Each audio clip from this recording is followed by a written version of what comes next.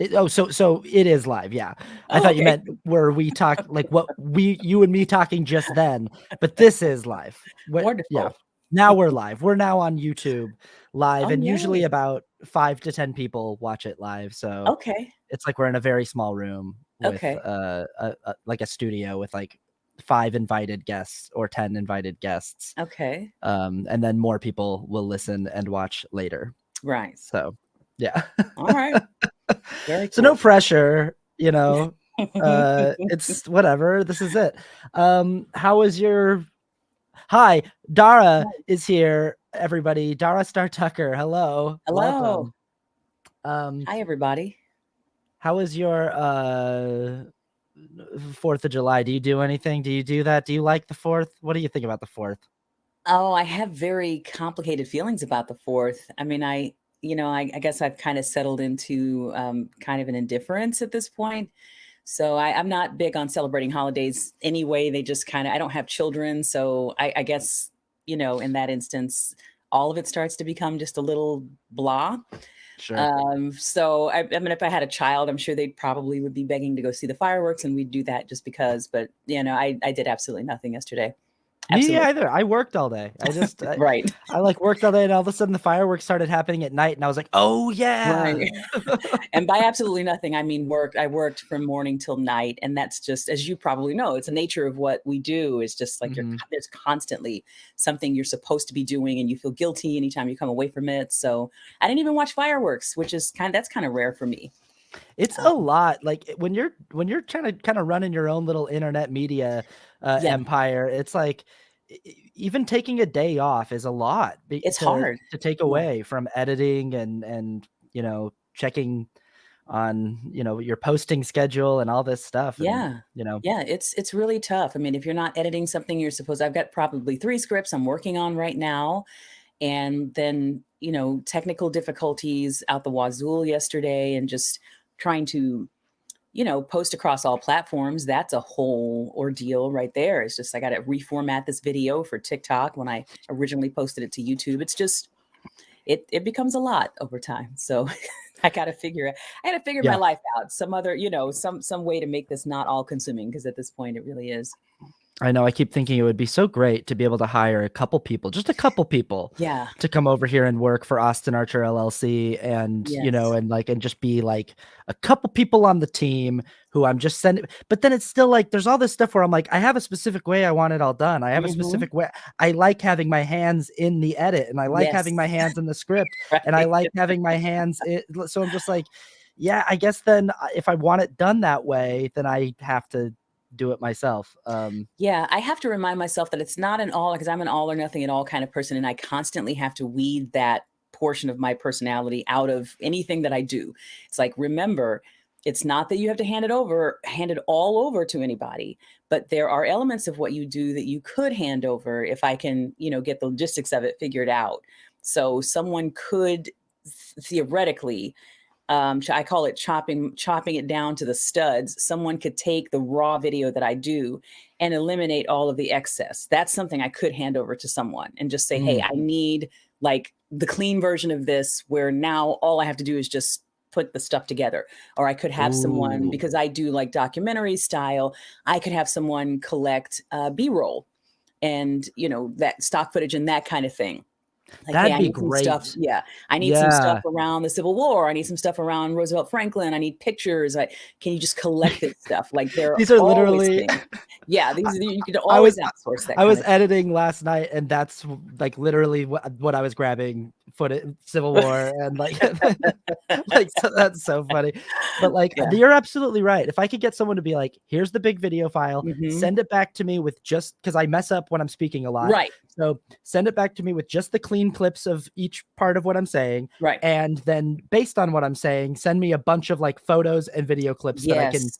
splice in, Yes. and I will take it from there. But Yes. man, oof, some of Or that even have legwork. someone, like for me with the style I do, to have someone do the text graphics and that kind of thing, Oh, because that's time consuming in and of itself. oh, I like to have stuff swirling and moving in and out, and I enjoy that. I enjoy the process of it, but it is just, it's time. All of it is just time.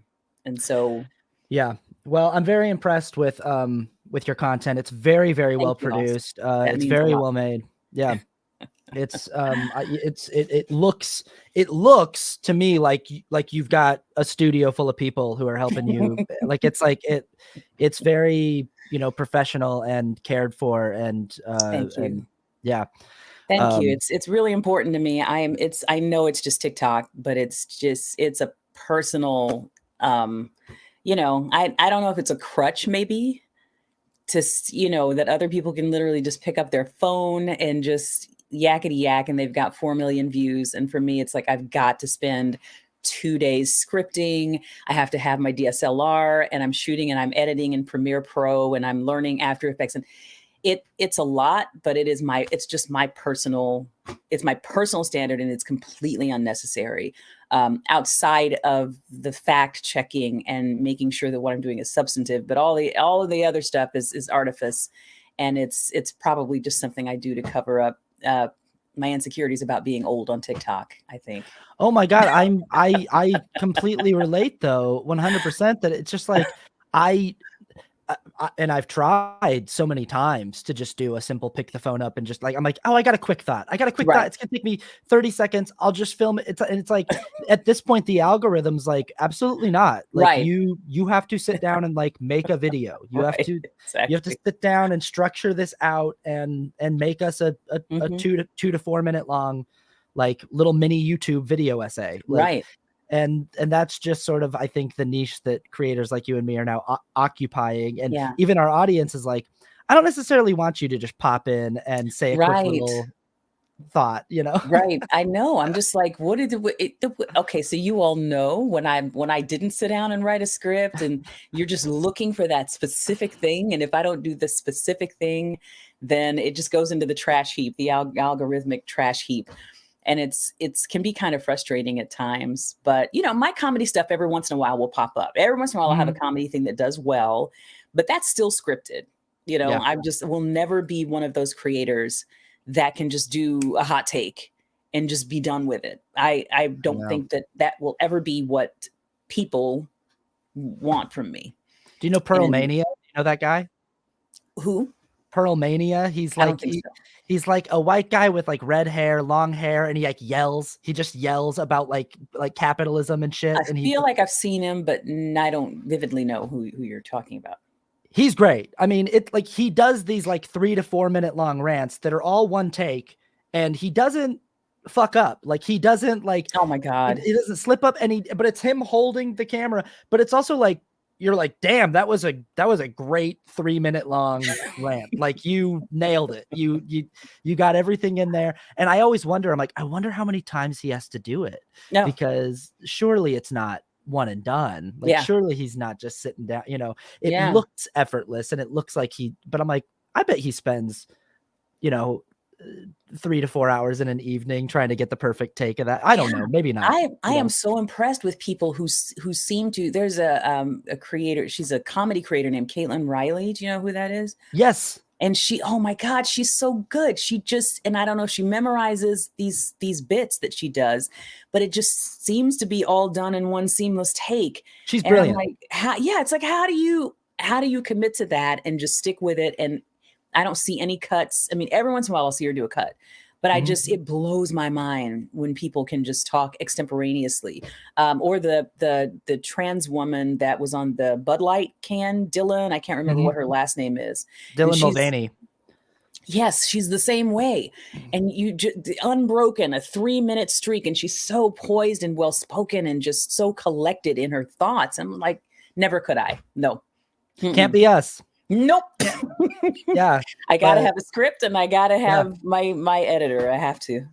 Well, I think that at the end of the day, even if it is our own personal standard, we can look at the stuff, this body of work that we're building, for better or worse, whatever it is, for whoever it is, for progeny or legacy or whatever, and go I think I'm actually making some quality stuff here. Yeah. I think, even though it's this weird short format that a lot of people use to just do dances or silly jokes or whatever, I'm making something with some substance here that's cared for and crafted. Yes. And yeah, absolutely. And that's why I say it's my standard. It's for me, because not only is it on TikTok, but it's on Instagram for me, and it's on YouTube as well. I'm kind of working on building that presence up.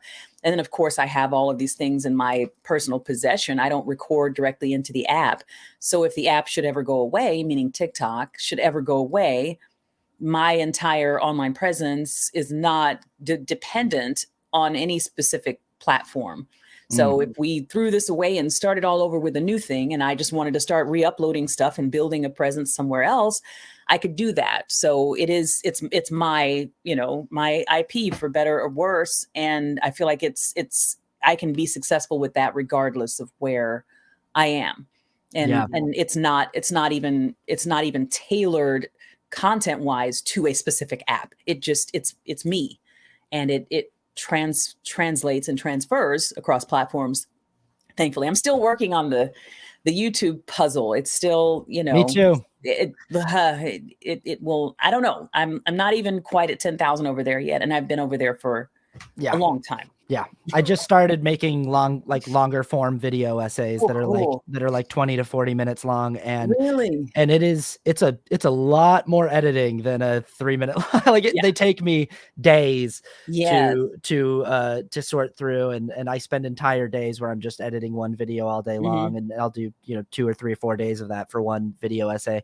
But I'm really liking it. I'm really liking the chance to just sit with one topic and be like, I'm gonna really, really, really try to flesh out my position on this idea or this concept or this thing.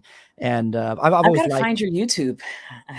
it's the same thing. I'm struggling over there. It's like 18,000. It's just like a, but well, you're doing better than I am. but it's still hard to get away from TikTok, where it's like there's just such a bigger audience, there's such a bigger reach over there. So yeah, I'm really impressed with the stuff you're making. Like I said, I think it's really solid, really professional, really well researched, well written. You've got this series right now that I'm very interested in. That's the topic of discussion today, called Toxic Conservatism. That's basically sort of just examining the current state of the conservative ideology and the Conservative Party, and asking the question of, like, was it always like this? How did we get here? I think I sort of just want to start by asking, from your perspective, what is not just toxic conservatism, but like starting off even simpler than that, like, what is conservatism? Can we define that term? What was it? What is it today? Oh, it's so where are we with this? Seemingly nebulous. Somebody actually asked me that in the comments section today on TikTok, and said, hey, or Instagram, and said, hey, can you define conservatism? And I thought, oh, oops. There are people who may not really fully understand what is even meant by that term. And I think I would say since the Reagan era, what that means has shifted. I think we're still in Reagan era conservatism. And I think what Republicans were 50, 60, 70 years ago was maybe the party of maybe small government and big business. And there were a lot of, wealthy fat cats. And, it just was seen as a very, a disconnected party in a way. And what it has become now, I think, since the rise of the religious right, really in the 70s, with Pat Robertson and Jerry Falwell and, those organizations, the Heritage Foundation, and those groups that really have started to bring the concerns of evangelical Christians to the forefront, and have really encouraged evangelical Christians to become more involved in the political process. Since that shift happened in the 70s, which really happened not around the issue of abortion, but it really happened around the issue of segregation, school segregation specifically. In the late 60s, when finally all the provisions of the Brown versus Board of Education ruling, which happened in 1954, but all of that didn't fully kick in until probably the late 60s. So then you have the Civil Rights Act that happened, Voting Rights Act that happened, Loving v. Virginia, the Housing Act, all of these things were passing in the 60s and getting into the late 60s, early 70s. And so now in the South, in Mississippi, specifically in Fulton County, Mississippi, schools were required to integrate, or they were required to remove this this segregation element. And so then all of a sudden it was like, oh, well, no, we can't do this. We can't have this. Now this is becoming a states' rights issue. Now this is becoming a religious freedom issue. We have the right to segregate ourselves if we want to. And so specifically in Fulton County, several of the schools shut down. They closed down the public schools and opened up multiple private schools so that they could legally segregate the students. And this is in the late 60s, early 70s. And then Richard Nixon, who was president at that time, basically told them, no, you can't do this. This, even in a private school, to say that you are segregated is unconstitutional. And so that is when the whole movement started to explode, this sort of religious right movement. And like I said, Jerry Falwell and the Heritage Foundation and, started to pop up, and they started to really organize around the idea of religious liberty, which happened around segregation. So we're very much still there. I mean, the Supreme Court just did this decision about, oh no, you can say I won't make a website for a imaginary couple that I made up because of religious liberty. Like, we're still in this era living in that blast wave. Right.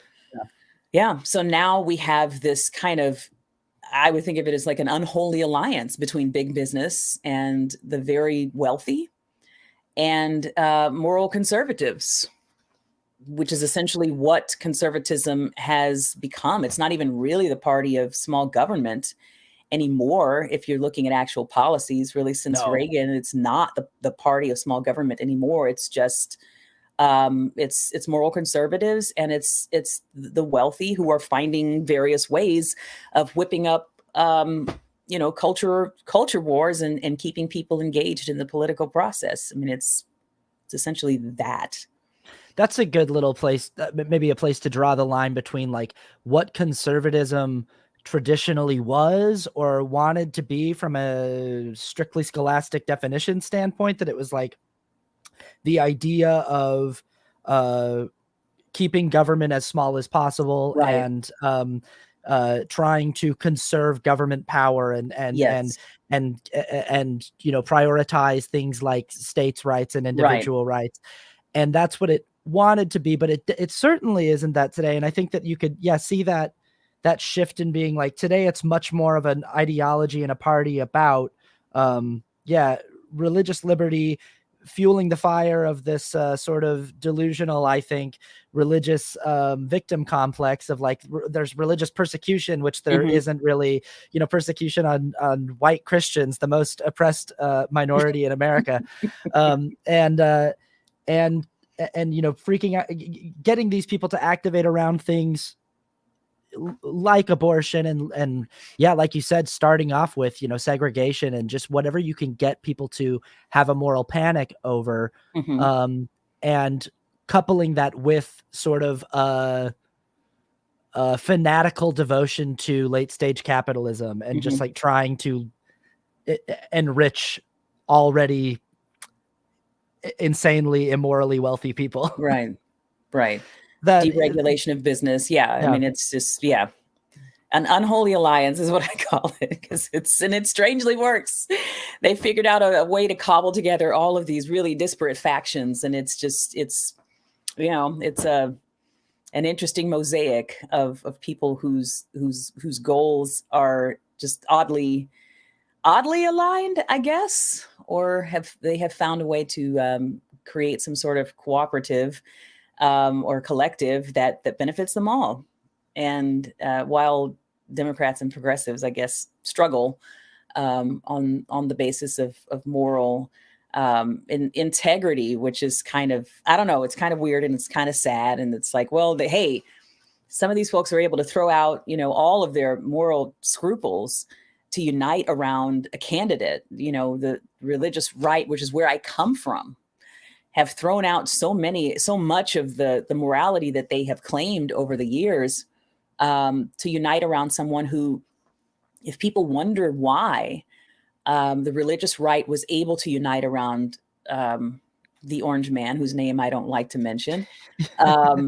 We look no further than the recent Supreme Court decisions that have been made. I mean, in Roe v. Wade last year, I mean, he, for better or for worse, he did what he said he was going to do with regard to them. He was actually serious about his fealty and his loyalty to their cause, or at least to placating them, whether he believed in what they stood for or not. So, I mean, it actually, in retrospect, it kind of makes sense. Well, and I have actually heard a lot of friends who, you know, and family members who have voted for him, and just people on the internet and commenters and comment sections, and people that I've watched or talked to in live streams and stuff like that, who have said just that like the man did what he said he was going to do, and that they're like that to them was very worthwhile and I'm like, I get that. And I just sort of, I guess I just find the things that they wanted him to do to be kind of repugnant. And, and, you know, it's like, oh, that's a bummer that's what you wanted, you know? And also just the whole idea of like, he speaks his mind. And I'm like, if by speaks his mind, you mean is just sort of like openly racist and openly ableist and openly cruel, then like, yeah, you're right. You're not wrong. But like, is that a mind that we want to have blasted on national television and international television for all to hear? Yeah, I mean, I think it's just kind of sad that ultimately, I think even a lot of folks on the left maybe want that too. I don't think that the respect and regard for others who do not share your opinions and civility and all of that, I don't think that that's even necessarily. I don't even think democracy, frankly, is as desirable as we claim that it is. From some of the things I hear people on the left say, it's like, well, no, we don't need our own version of that. Why would we want that on this other spectrum? No. But a lot of folks, that's the goal. It's like, we want a strong man. You got a strong man. We want our strong man. And we want to fight dirty, and we want to fight to the death. And we want this to be ugly. And we want something that's frankly kind of undemocratic. And it really is scary to me how many folks really kind of fall into that camp, regardless of what their political ideology is, that they really don't have a very deep commitment to democracy itself. Yeah, it's really interesting. It's like what I want as a person on the left, as a politically active person on the left, I want a reasonable opposition party, frankly. I really would like to get to a space. I don't know if we ever were there. Maybe we were once with, you know, if we want to divide these terms into like traditional conservatism and toxic conservatism, where we are now in the post, you know, let's call it evangelical religious revival or reactivation of those voters or something. I would like a political opposition that I can at least sort of like identify with or see their points in some way, and actually feel like I can have a substantive debate with them over the merits of this or that issue or this or that policy. But I feel like so often I'm just trying to convince people to like not be bigots. And I'm like, this is not productive to me, to like try to convince full-grown adults to like stop trying to like eradicate people who are different than them. I'm just like, we're not actually getting into anything meaningful here. Right. You know, like, well, it's because of that unholy alliance between the very wealthy and then the very impressionable sort of ideologues and, you know, moral whatever crusaders. There is not really a whole lot of room for policy discussion, because it is not in the benefit of those very wealthy elite to even make the conversation about policy, because on the basis of policy, they lose. Most of the policy programs that they propose and are not very popular. They're not, their positions are really not popular. They're not going to win the American public over with policy conversations. And so it is in their best interest to distract and to divert the conversation to these, you know, very emotional kind of moral issues. That's how they win. That's the only way that they win, is to continue to keep us distracted with these moral crusades. And so, yes, please, let's talk about trans people in bathrooms and trans athletes. And let's please talk about the trans person that was on a beer can. And let's keep these holy wars going, that they have to implement that strategy. Otherwise, they lose. Yeah, I couldn't agree more with that. I want to talk about this thing though that you're talking about with people on the left. You know, some people who are sort of in favor of something non-democratic or saying they want their own version of Trump, their own version of an authoritarian strongman, something like that. I definitely don't want that, but I think that I made a video recently when I'm in these video essays that I've been making. I made a video called "The Nauseating Respectability Politics of Conservatives," and it's more or less just about tone policing, which I'm sure as a Black woman you know nothing about, and just about, you know, people who essentially say something like, "I'm not homophobic or transphobic. I just wish it wasn't shoved down my throat." Right. Or people say, "I'm not racist. It's just why do they have to put, you know, Black people in every movie I want to go see?" Right. It's like, that's racist. Like that. I don't know how you don't hear that. And so I just sort of made this video about how, like, if you don't like the way that I'm delivering the message, I'm kind of over trying to cater to the comfort level of people who need to just grow up and stop being bigots. Where I'm just like, so, and somebody in my comments of that video was like, "I totally get what you're saying here, but like, you know, you catch more flies with honey than vinegar. Like, don't you think that this message could go down easier if you were a little nicer?" I'm like, I don't think you do get what I'm saying here. I'm like, the message is clear. I'm offering people clear arguments as to why they need to just knock it off and stop being so prejudiced and bigoted.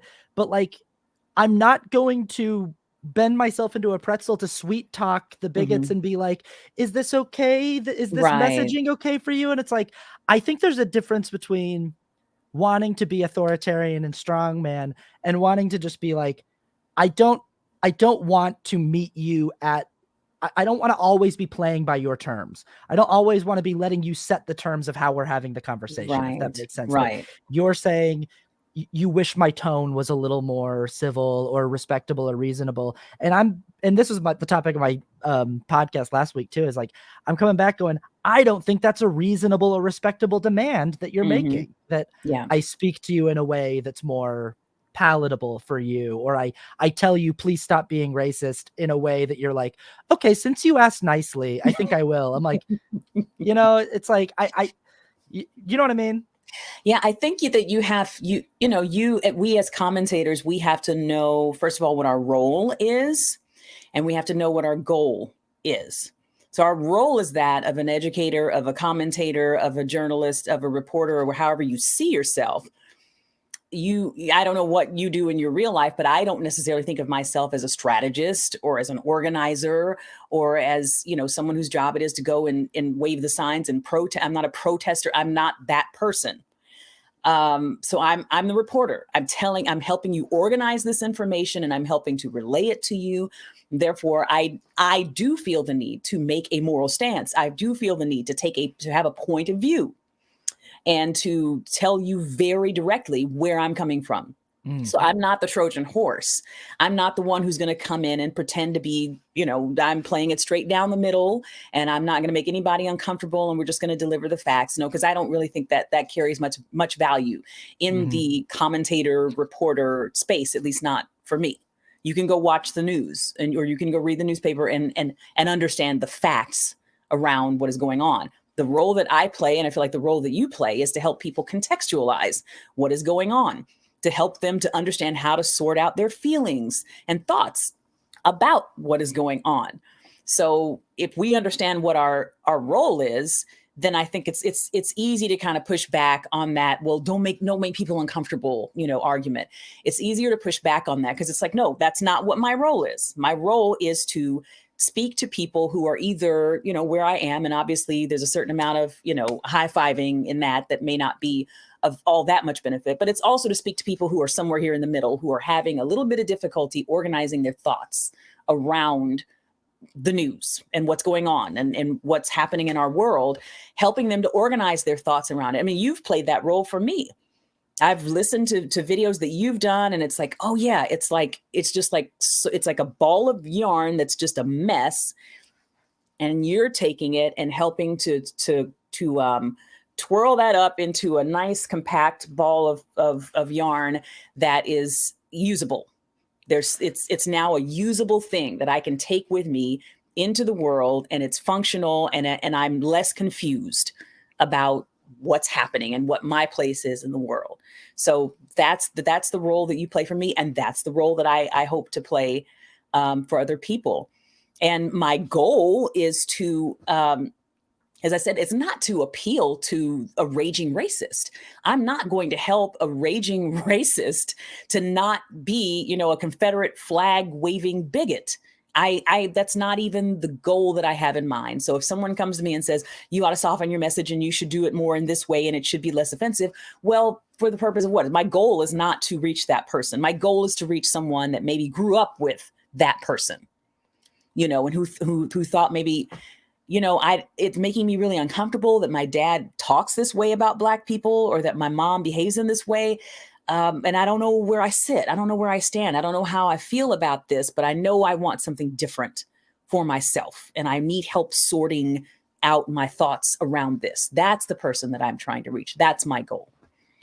Thank you for saying that. That's so exactly spot on, because I think that's something I realized recently. Like it finally clicked to me that it's like, oh, the number one goal of my content is not, it doesn't exist to educate or convert bigots, like Right. in, like really like dug in, hardcore bigots.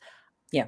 I'm totally fine with a bigot discovering some truth in my message. I'm totally all right if something I say is the thing that they needed to hear and it's clicking for them in some way.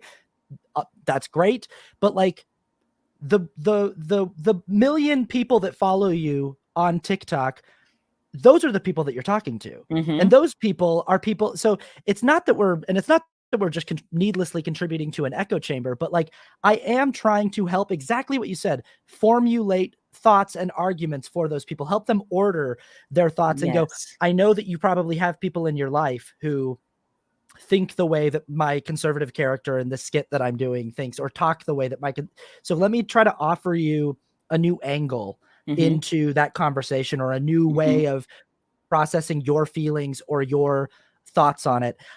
I'm much more catering my content that I make to those people than I am to the bigots. And if the bigots happen to stroll in, and they do from time to time, I see them in the comments. If they happen to stroll in and something digs in the back of their brain, and then years later it unearths and clicks, and they, oh my God, I get it now. Great. That's great. But that's not what I'm making it for. I'm not making a class to gently lead prejudiced people by the hand into the light.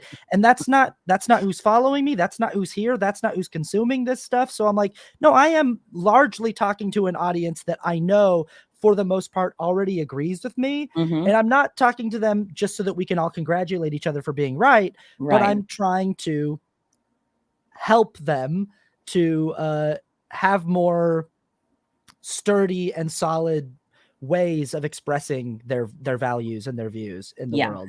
Absolutely. And I think it's really important to remember, these are all things that I have to continually remind myself of. It's important to remember that those folks who are really in the middle, because you got the fringe that's over here on the right, the fringe that's they're just always going to be just wilding out in the comments and just making it a chaotic situation for everyone involved. And you're always going to have that element. But I think we have to remember to be steadfast in what our goal is, in understanding that these people need steady voices like ours to help to create some calm in the midst of that chaos. Because I think it's very easy to feel that the world is just sort of slipping off into that chaotic place. Like I said, the toxic, conservatism that we deal with. I think it's very easy to get hyper focused on that and to think that that's the majority of what's going on, when in reality, those people are just louder than everybody else. I think when you have that absolute commitment to your, really religious ideology, fanatical ideology, you're much more likely to want to sound off and to want to cause chaos and disruption. And half of these people, they're searching for content like ours. If you're if you're a raging racist, the algorithm is not going to deliver Austin Archer's content to you. It's not going to deliver my content to you.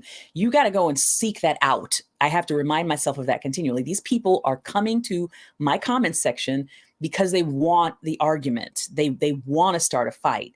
And so I think it's very easy for them to appear much more prominently than what they should. And it's easy for us to get distracted and forget that there are people who follow us and people who align with our views and who have a much more nuanced and thoughtful stance that need to hear what they need to hear from us. That we exist for a reason. We are a necessary part of the information ecosystem. And I have to remind myself of that, because it's like they're reaching out for little buoys. They're reaching out for something to hold on to in the midst of this very chaotic political storm. And we have to stay focused on what our goal is. I mean, not to self-aggrandize or anything like that, but it's like, when I'm sure that you see the comments as well, like, thank you so much for this. I really appreciate this. I was trying to get my head around this particular issue, or I had a conversation with my aunt or my cousin or my friend at work, and I'm going to show them this. Thank you so much for saying this in this way. And I think it's our job to really stay grounded in what we're doing and to remember this. It actually is important work. It's important work for the culture that we live in, and we cannot allow ourselves to be sidetracked and rattled by the noise, because these people will never stop making noise. They never will. And it's just a distraction. That's all it is. Yeah. I think I sort of took us off on that side road because I do like that. I like that a lot, but I also wanted to be like, I think there is a difference between being really direct and unapologetic with a message, and being authoritarian or leaning into one. Yeah. Well, the other thing, the point really that I was trying to weigh, over the river and through the woods, get around to making, was that your role and my role as a commentator and as an observer and as an analyst is very different from the role of a politician or of a leader, and what people require out of a politician or out of a leader is not the same thing that is required from, someone like you or me. So yes, we can be very definitive and very opinionated and very direct, whereas a politician may need to be, a lot more careful and circumspect and whatever. So you're not a politician. It's not your job to appeal to the widest swath of the population, as possible. Absolutely. So when it comes to defining these terms, you did a pretty great job at finding a delineation between, something that could be described as traditional conservatism and toxic conservatism. But I watched a video of yours in this series where you were talking about how, some of the terms that people will get sold in conservative voting circles by conservative leaders is like, to be used as a fear tactic or for fear mongering is like, oh, it's socialism, it's communism, it's Marxism. And you talked about how the conservative leadership understands that their voters or their base most likely don't actually know what those terms mean. They just know that they've been told that these are things to be afraid of. And I was watching it going, A, she's right. And B, well, this might actually be more of a bipartisan thing where I'm like, I'm not sure if a lot of people on either side of the spectrum actually have an academic solid understanding of what all of these different isms actually are. Even myself, I'm like, I'm not actually really sure of what the dictionary definition of a liberal versus a leftist versus a socialist versus an anarchist versus a Marxist actually is, where all those delineations lie. I know what my personal values are, and I know what people call me based on that. And I know that some people call me a leftist and some people call me a neo-fascist liberal. And I don't really like to identify with the second one, but I'm like, sometimes people are like, you're not. And as far as I can tell, all people on the left mean when they call me a neo-fascist liberal is that like, I'm not presenting far enough left for their taste.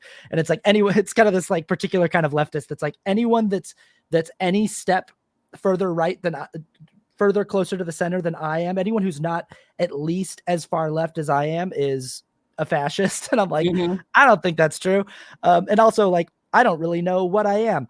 But I was wondering, from your perspective, there's probably a lot in what I just said that you're wanting to respond to. But I was wondering, from your perspective, like, how important is it for people involved in these kinds of discussions to have a working scholastic knowledge of these terms?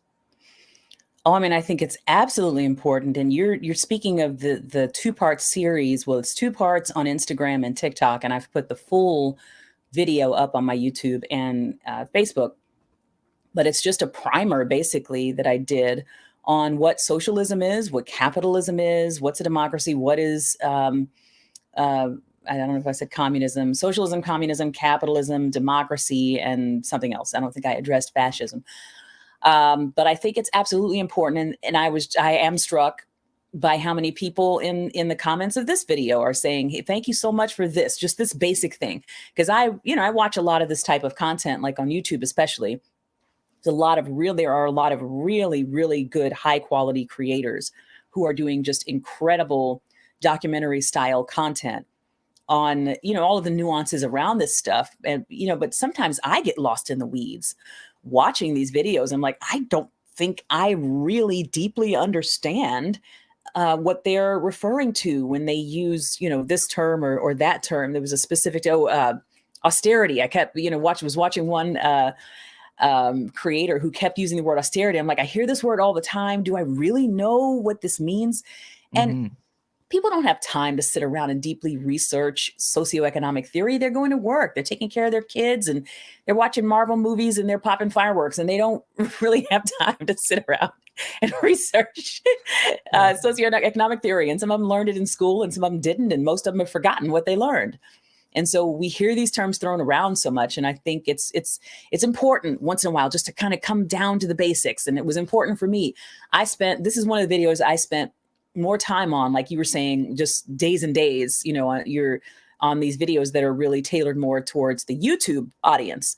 And I think it is good to have those kind of meaty videos every once in a while that require me to just do this deep dive on. I did one a few months ago on the history of rock and roll, and that's what was specifically for YouTube, where I just got to go in and really analyze, all of these musical movements that have happened over the last 100 years. And how did we get here? And where did this music come from? And this one was very much along those same lines, just like, let's get in and fully understand what is social democracy versus democratic socialism, and what do people mean by those terms, and where did they come from, and what do they used to mean? And it just was a good exercise for me, and I learned a lot in the course of making this video. So I hope that it's a resource that people can use to just help, like I said, just sorting those those elements out in your head just a little bit better, so that when you get into these conversations with certain folks, don't just let them throw out terms that have no meaning, and then it just shuts down the conversation. We need to come armed with information, just the basics of how one thing I am really embarrassed to say that I did not fully know. I mean, I kind of knew it, but I didn't fully understand, is that the framers of the Constitution did not set forth any kind of socioeconomic policy really at all. Their whole thing was about individual freedom, individual liberty, democracy, and that kind of thing. But no, it's actually does not appear in the Constitution. No, of all the socioeconomic and sociopolitical debates that we have in our ideological divide, everyone's always referencing different, the Establishment Clause of like keeping religion out of like all these. We're talking about the Second Amendment with guns and all this stuff, but like there is no constitutional establishment of anything. Economic framework, right? Like there's nothing. There's democracy. There's let the people vote on it. Here are your rights, and have fun with what you choose to do with this. So one of my primary points with making that video is that the United States has never been a purely capitalist economic system. That's never existed. And when it was much more capitalist and unregulated, it was awful for most people. It was terrible. The economy grew, but people suffered greatly. So these accusations of socialism, it's like, well, it's not unconstitutional to incorporate elements of socialism into our framework, economic framework, and it's not the flex that you think it is. Yeah, not only is it not unconstitutional, but also it's not like it's already here. Like, so people are talking about it like it's this boogeyman thing, like this scary idea, and it's like, hey, I'm not sure if you're aware, but like we already have plenty of socialist programs and plenty of socialist infrastructure built into our systems. And we always have, and they were accusing FDR of this stuff, 70 years ago, with Social Security and Lyndon Johnson, they were accusing of that with Medicare and Medicaid. And it's, we look back on those programs now and it's like, that's fundamental. That stuff is fundamental to our society. And we would never, well, hopefully, some folks would rather get rid of them, but I think most reasonable people agree that those programs are necessary and beneficial, and let's not touch that. Let's not bother it. And the same thing is happening with the Affordable Care Act. It's becoming something that we're understanding is actually beneficial. So, yeah, socialism has always been here, and it will always be. Yeah, that's so interesting, because people on the right say that word as though it's like that's socialism. That's socialism, and they say it as though it has the weight, the connotative weight of like Nazism, of like that's not. And maybe it's because Nazism is the National Socialist. That they're like that's what that is, and it's like no, like white nationalism and that's Nazism, like that, but also like. Also, nationalism is pretty baked into our societal infrastructure as well. Absolutely, American nationalism. I want to the other aspect of that question about isms and whether or not it's important for us to have a working knowledge of the basic definitions of these terms. And I think that you're right that it is, and I think it's a good way for the left to distinguish itself in these conversations. But the other aspect of it that you talked about is like how conservative leaders are aware that their supporters, that their base, that their voters are by and large not aware of the definitions of these terms. They just know they need to be afraid of them. I wonder if you could talk about that knowledge gap that exists between conservative leadership and even people in the conservative commentary space, people like a Ben Shapiro type or a Tucker Carlson type, and the knowledge gap that exists between them and the people that consume their rhetoric, because it almost seems like they intentionally are always trying to keep these people in the dark. They don't want these people to actually learn what those terms mean.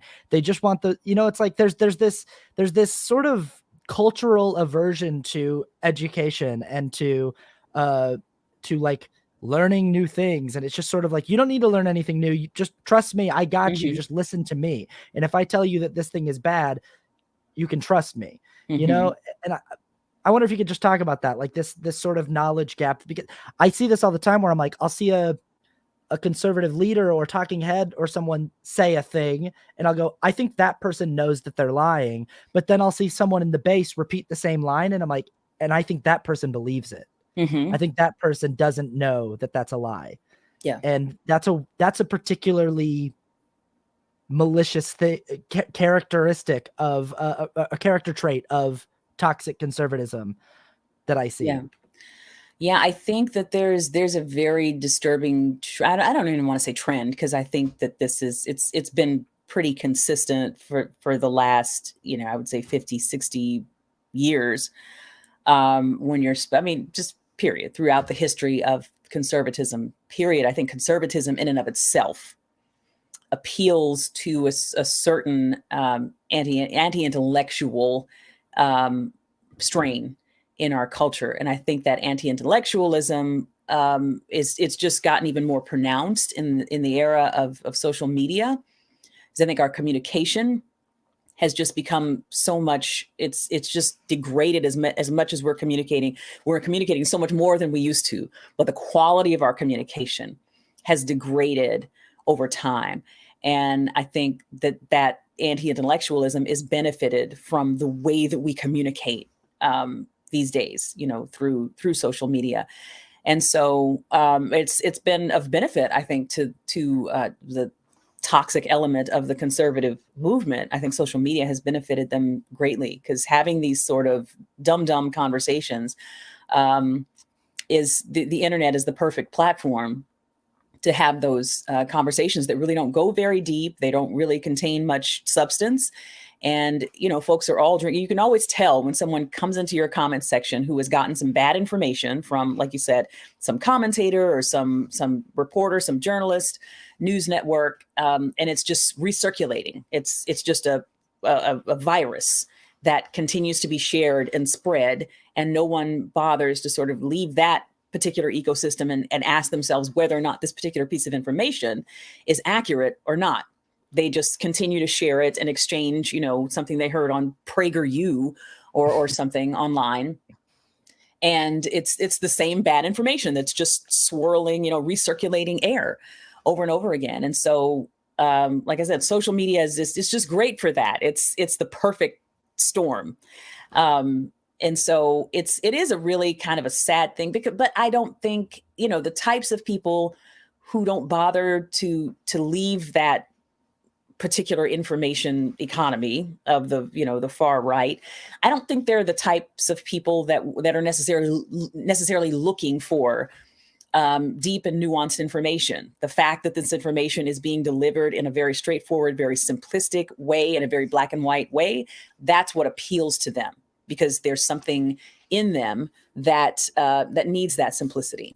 There's something in them that needs that certainty. Yeah, you look at like the entire like kind of the model and the rhythm of like Tucker Carlson's show, where all it really is just kind of like showing you a situation and then being like, what do you think about that? Right. Don't you think that if this could happen, that the police could come to your house and do it to you? Yeah. And it's just sort of like, and it's just that it's like, there's no like data or like substance or anything where it's like, let's actually look at this and let's see how this breaks down over time. Right. Or it's just sort of like, look at this clip that I'm going to show you. Mm-hmm. Who are you? Doesn't that scare you? It's like, right. People Stoke are like fears, and then give them a very easy solution to the fears. It's very, primary colors, and they know that. Someone like Tucker Carlson knows it's very strategic. Bill O'Reilly was the same way before Tucker Carlson. Even the way that they dress, the way that the background looks like, it's very red and very blue and very bright and very, just preschool for adults. It's done very intentionally, very purposefully. And it's kind of a sad commentary on a certain element of our culture, but I don't think it's going anywhere. Well, that's what's so scary, though, I think, about this idea of toxic conservatism, is starting with the Jerry Falwells and the Pat Robertsons, is like, there is this sort of malicious abuse of power inherent in it, where it's like, I'm going to play these people like puppets. I'm going to instill in them an idea to care about and to rally around. I'm going to instill in them a fear artificially that I know is not actually something that's a real existential threat to them, but I also know that I can convince them is an existential threat to them that they should care about. And that aspect of it, that character trait of it is, for me particularly, it's the thing where I'm like, and I'm not saying that politicians or leaders or journalists who lean left aren't maybe guilty of that from time to time, finding a pressure point that they know their base cares about and leaning on it to get votes, telling voters, hey, if you don't vote for me, the Supreme Court's going to overturn Roe v. Wade. You guys got to keep us in there, utilizing those things. But I do think that like it's significantly harder for voices on the left to actively lie to their audience than it is for voices on the right to do it. And this is that aspect of toxic conservatism where it's almost like this symbiotic relationship where the audience wants to be lied to. They want to be treated with the primary colors, simple messaging, and the people in power also love the fact that all they got to do is just hit the slogans and play the hits. Right. I mean, there's that clip right now going around of the guy that you don't like to say his name, the orange man, where he's talking about economic policy and everyone's quiet. And then he goes, we got to get rid of those trans people. And everyone claps. And then he goes, oh, look at that. I'm talking about policy and no one cares. And then I talk about trans people and you all clap. Have you seen that clip? Have you seen that No, clip? no, It's crazy. It's crazy. It's not hard to imagine. He's No. literally like, he's like tired in it. He's like leaning on like the dais that he's speaking at, and he's like, well, we gotta get rid of trans people, and everyone like starts clapping, and then he's like, oh, look at that. He's like, look at that, you're all clapping now because Oh I talked about trans people, and it's almost like he's like, you fucking idiots. Like he's like looking at him, he's like, you fucking idiots. Like that's his attitude all the time to me. Yeah. He knows they're idiots. Yeah. He absolutely knows they're idiots, and he's just playing them like a violin, and it's maddening to watch. Yeah. But I like, what do you do about that? How do you combat an ideology that works that way, that has that relationship between its leaders and its followers? I don't think there is a way to combat that. I think that people like you and me and so many other people that I've connected with, and then TikTok, I have to say, has given me hope. It's a really cool thing to be invested in. TikTok is maddening and it's awful, but it's also given me hope in the future because, social media, like I said, can bring out the worst in society, and it can reinforce the worst anti-intellectual tendencies in people. But it also, when you spend time on a platform that we are engaged in, like TikTok, then it also helps you to understand how effective how effective social media can be at helping us reach an audience with a different kind of message, and hopefully to reach some folks that are at that stage, that are younger, who are looking for an alternative way to be and an alternative way to think. I mean, some of these folks who are running down this path and have put their full support behind this dude.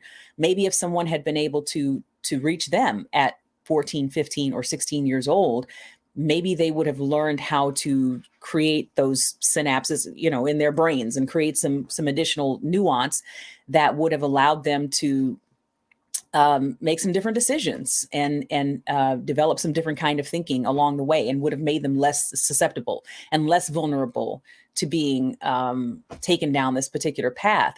So I have great hope in this upcoming generation, Gen Z, because I think their thinking is different. I'm Gen X, and I think we weren't connected in this way. We were completely sitting on the sidelines, and we were just, as John Mayer said, we were waiting for the world to change. We were just kind of totally disconnected and not invested at all in that very critical kind of, those teenage years and early adulthood years. And we had nothing. And so, protesting was out. It was just not something you did. And speaking out wasn't something you did. And being engaged in the political process, it was just not, we had Bill Clinton. And it was chaotic and kind of awful. But this generation, they know that they can affect change, and they know that change needs to happen. And they're engaged to some degree. They are, a lot of them are. So they give me hope. TikTok gives me hope because I feel like it's helping us all to put some of the pieces together. We are connecting in a way that's allowing a lot of us to say, I think I've heard you speak specifically about being someone who comes from, I think you've mentioned coming from a conservative religious background. Yeah. And for me to connect with people like you and to hear words like deconstruction that I didn't even know existed a few years ago until I got on TikTok, and to know that there's a whole community of people out here who came from where I came from, and I don't get to feel like a lone wolf anymore. It's like, wow, these are people who are actually smart, and they are speaking out about all of these really deep and nuanced things that we all dealt with within the church. And we are weirdly connected. We're finding each other in this way. I don't do a whole lot of content around deconstruction, but I've weirdly kind of found people like you that think very similarly to the way I think, probably because we come from where we come from. And that it's changing the world. It's changing the way people communicate. It's changing the way people think. And I'm just curious. I'm so curious to see what things will look like in 20 years. I do think, I mean, if I'm to paraphrase kind of what sum that up in an overly simplified way, that it's sort of like the fundamental difference between these two cultures, from the right and the left is like an emphasis on education and an appreciation of education, and sort of like this anti-intellectualism versus an appreciation of critical thinking, Yeah. and Yeah.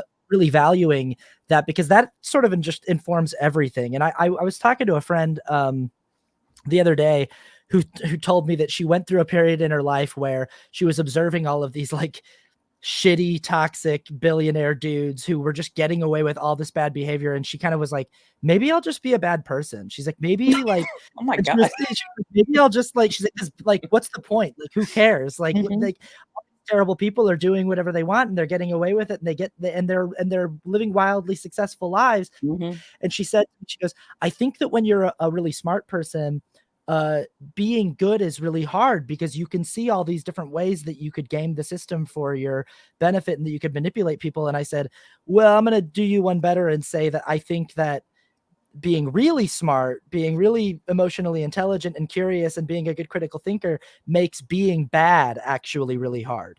I think that it actually makes it really hard, because yeah, you can see all of those. You can see what a person who makes all their money in a multi-level marketing scheme did to make that money. And that person thinks, I'm really smart. I figured out this little angle here where I convince a bunch of people to buy up these little franchises and own their own businesses. And then I actually make all the money at the top of the pyramid. And I'm really smart because of that. It's like, well, no, I can see what you're doing there, but like, I could never convince myself to do that, because I'm also aware of like the damage that I would be doing, and the way that I would be being, you know, disingenuous and manipulative in trying to build my personal wealth. And I think that like there is a next level of intelligence where you're able to like go, yeah, I get how I could potentially manipulate or bend the game, or you know, get people to believe this or that so that I can have power and money. But I won't do that, because I'm also aware of the consequences, the ethical and moral consequences of that behavior. And I think that that's like a further level of intelligence. That you have to be a more curious person, a person who's more interested in engaging with the process of critically thinking and actually playing out the tape of like it's like landlords on TikTok who think that they found some hack, that they're like, check this out. I bought all this property with all of this like seed capital that my dad gave me. And now I'm charging people exponential rates in rent every 6 months, and I'm making a bunch of money. And it's like, you didn't stumble upon some secret of the universe. You're just sort of being a shitty person. Right. Like we're all aware that we could do that to make, you know what I mean?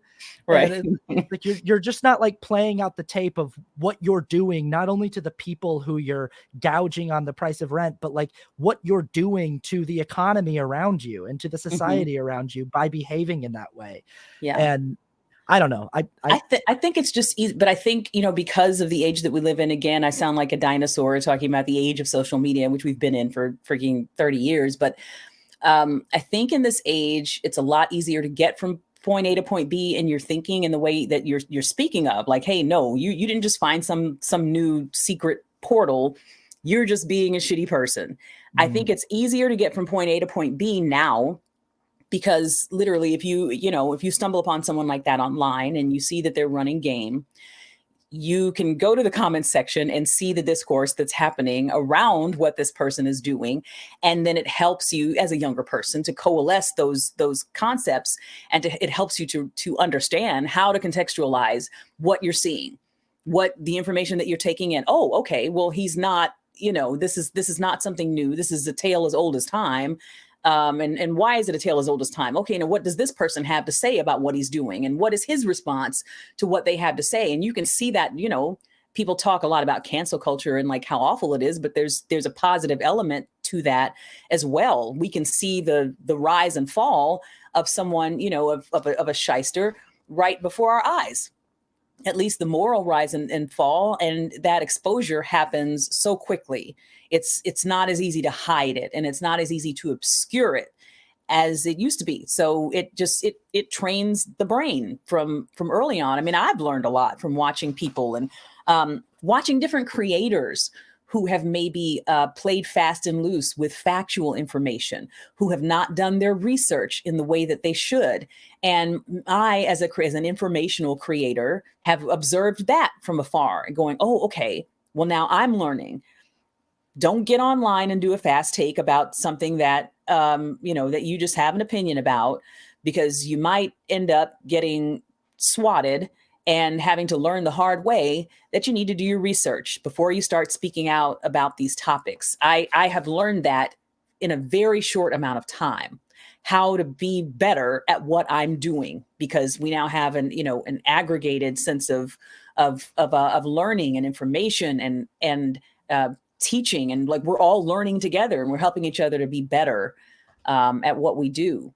So I think that's going to have just a very interesting impact on this generation. It's just not going to take them as long to learn to see through BS as it has taken us. I mean, it's taken some of us. I was much more of a centrist, 20 years ago, 15 years ago. And with the advent of social media, that's helped me to kind of coalesce and sort of, it's just helped me to crystallize my understanding of the world and my point of view, and like a lot of the BS that I came up with, and a lot of the things that I would equivocate about and make excuses for, and that kind of thing. It's just helped me to really become very sharp and very crisp with the knowledge and the understanding that I have. So this generation has the benefit of that from an early age. And, there will be certain ones of them that go down, a terrible path, because that's a decision that they make. But the ones who are actually seeking out good information, who have curious minds and who want to be critical thinkers, there's so much that's available to them now, and they're going to be so much smarter than we were. I sure hope so. There's one more thing I want to talk about, and that's I think part of the reason certain people in my comment section are on the left call me, a liberal or whatever, and say like you're not far enough left, or accuse me of not being far enough left in my ideology, is because I support the Democratic Party as a practical necessity in opposing the Republican Party. I don't support the Democratic Party because the Democratic Party upholds and fights for every single one of my values. I support the Democratic Party because I feel like I'm left with no other practical option in trying to combat toxic conservatism and trying to I feel like my political recourse in this country is I'm in a situation where I'm like, well, I have to, by any means necessary, try to prevent the current conservative party from gaining more power. I have to try to, and if my best recourse available to me is to support the Democratic Party, then that's what I'll do. I would, of course, like to see more mainstream representation of further left ideas and more radical ideas. I'd love to see, some mainstream representation for ideas around like deconstructing and rebuilding our system around policing and things like that, deconstructing and rebuilding our system of economics, and looking at like where the sicknesses lie in late stage capitalism and what can be done to rectify that. There isn't any mainstream political representation for those ideas, not in any real way. And I don't think that there can be. I don't think that there can be that, like, call it a third party voice or something that's further left, until we have something in the Republican Party that resembles more of a reasonable opposition, something that pulls back from the extreme right where they've have been living for the last 30, 40 years, and they just keep going further and further right, and they keep dragging the entire discourse further to the center.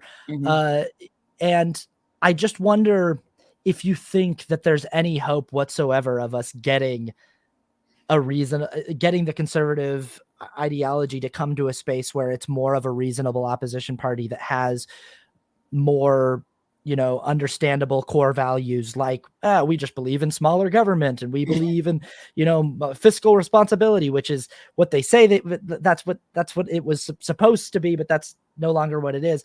Is there any hope of getting that back, or is that lost? Is that a lost cause? What do you think of that? I am a bit of a pessimist, I guess, where that's concerned, or what I would think of as a realist where that is concerned, just because I know how alluring and how bewitching, these moral crusades can be. It's just always going to be a cash cow for politicians and for wealthy people who have the money to kind of flood party with. As long as there's money that's controlling the entire process, that they're going to continue to stoke those flames. So no, I don't think that there's much of a chance of changing the conversation necessarily. I think what we're waiting for at this point is frankly for a lot of those folks to just die off, and then the conversation becomes about something else. Because 20 years ago, we weren't having conversations about trans people on beer cans or in bathrooms. We were having conversations about, when I was a kid, it was gay people in the military. And we're still, effectively in that same universe, but the issues have changed. The issues have just become different issues.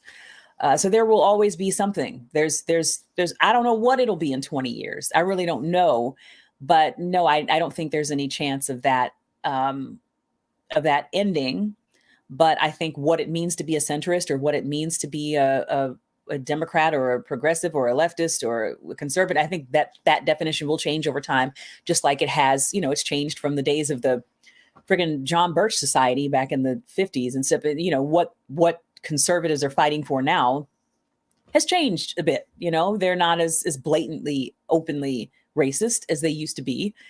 And, certainly people are, because of the influence of people like Bernie Sanders and Alexandria Ocasio-Cortez, and so, there are conversations that are opening up on the left that really were not mainstream even 10 years ago.